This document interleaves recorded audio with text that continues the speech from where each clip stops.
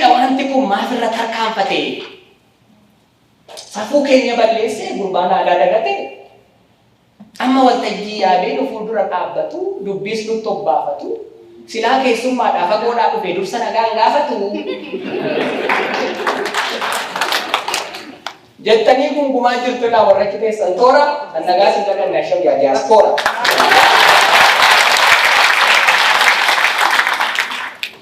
Akkasiin fuuldura dhaabadhuuf kan naaf laattan waltajjii akkam jirtu diaaspora warra biyya faranjii. Warri uffanni kobbortaa, warri mataan sinaappi, warri michuu Obaamaa, warri michuu Tiraampi. Warri yeroo isin hanqattee dhaqas galas kaattanii, warri Ingiliffaan dhugaa Ingiliffaan nyaattan.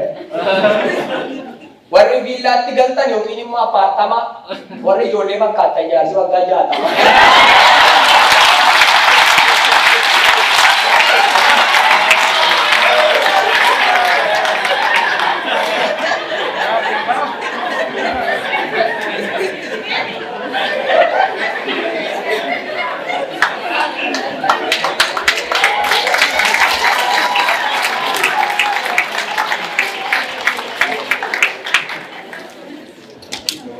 Maal wal gaafannallee egaa waa'ee keenya barana kennaa guddaan keessan akka bintu jedhan.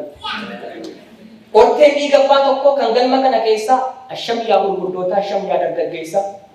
Anoo si gargar fuudhee namni ni jaalan gudduu dhiira natti fakkaata. Mee ilaalaa natti maa sagantaa kana keessa shamarran jirti ilaala.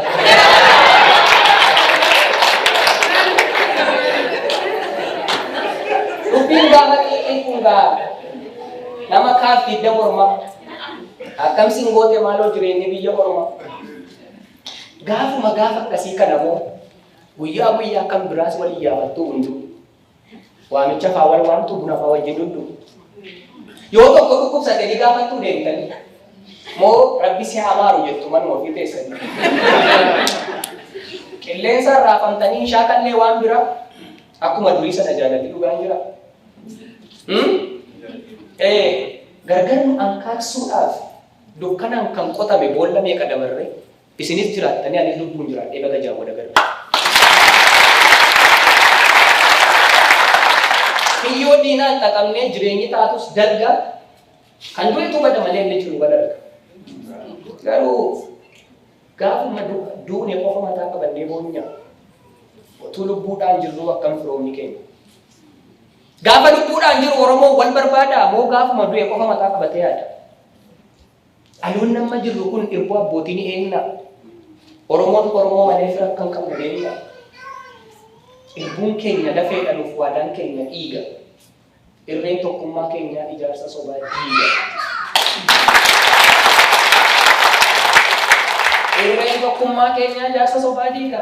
Kanaaf jinni qarriffaa qaratee gargar nu baasuuf fiiga. Akka sangoota sadanii adii gurraacha burree warra tokkummaa guddaan diina mo'achaa ture. Waraabessi gidduu seenee shira dalgaatti shiree achis asis fakkaatee tokkummaa isaanii hire. Dura sangaa gurraacha burree waame. Akka sangoota sadanii adii gurraacha burree warra tokkummaa guddaan diina mo'achaa ture. Waraabessi gidduu seenee shira dalgaatti shiree asis achis fakkaatee tokkummaa isaanii hire. Dura sangaa gurraacha burree waame waan ta'an isin gorsu. Dura gurraacha burree waame waan ta'an isin gorsu mee dhageessu laata. Sangaa adii kan of keessaa baasaa diinni yoo fuulleetti argee dhufe walumatti isin nyaata. Jennaan dhugaa se'anii sangaa adii sana of keessaa kaachisanii haadha wajjin dhalatan galgala gaafa sana beeksisa nyaachisa. Waraabessichi ammas akka turee dhufee sangaa gurraacha waame. Waraabessichi ammas akka turee dhufee sangaa gurraacha waame. Fira dhiyoo fakkaatee gorsa dalgaatti dhaame.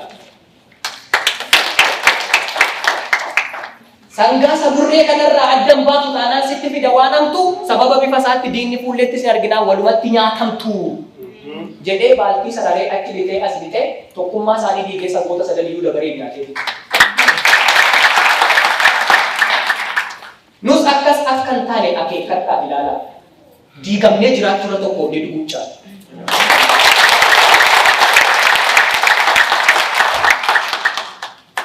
Lafee fiddaan hidhamnee irra gammachuudhaaf gaddatti Oromiyaa bal'oo dhiibnee lakkiin gaddu gandatti.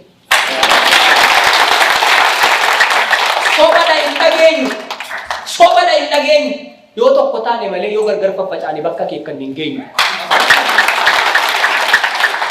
Gufuu guddaa buqqifna gaafa tokkummaan kaane wal qoonnee wal oolnee garuu laga ce'uunoo maaliif bakka keessaa ba'a. Guyyaan du'aan beekamu bar'aarra fakkaannus fayyaa.